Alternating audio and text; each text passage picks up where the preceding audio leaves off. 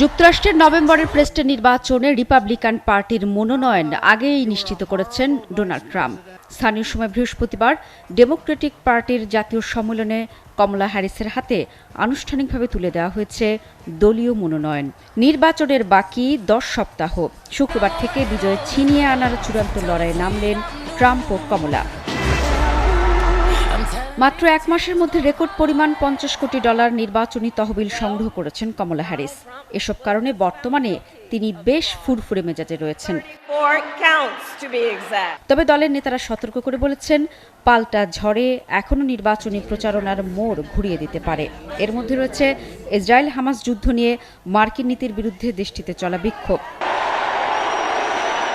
যদিও ডোনাল্ড ট্রাম্পকে নিয়ে যুক্তরাষ্ট্রের ভোটারদের মধ্যে এখনও অনেক দ্বিধা রয়েছে। তিনি কট্টর একজন মার্কিনপন্থী, রাজনীতিতে অভিজ্ঞতা কম, দেশের মৌলিক সমস্যা সমাধানে তার দূরদর্শিতা নিয়ে রয়েছে বিস্তর প্রশ্ন।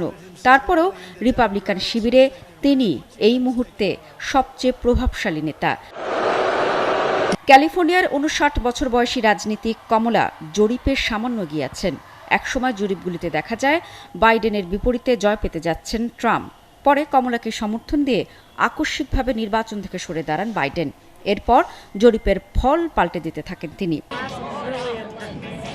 যদিও এর আগে 2016 সালে ট্রাম্প যখন ডেমোক্রেটিক পার্টির প্রার্থী হিলারি ক্লিন্টনের সঙ্গে নির্বাচনে অংশ নিয়েছিলেন, নির্বাচনের আগের প্রায় প্রতিটি জনমত জরিপেই তিনি হিলারির চেয়ে পিছিয়ে ছিলেন এবং 3টি প্রেসিডেন্সিয়াল বিতর্কের প্রতিটিতেই তিনি হিলারির কাছে কুপোকাত হয়েছিলেন।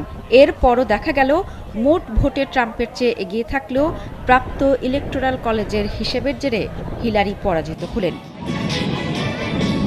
তাই এবারও জরিপে কমলা এগিয়ে থাকলেও শেষ পর্যন্ত কি হতে যাচ্ছে তা আগে থেকে অনুমান করা কঠিন।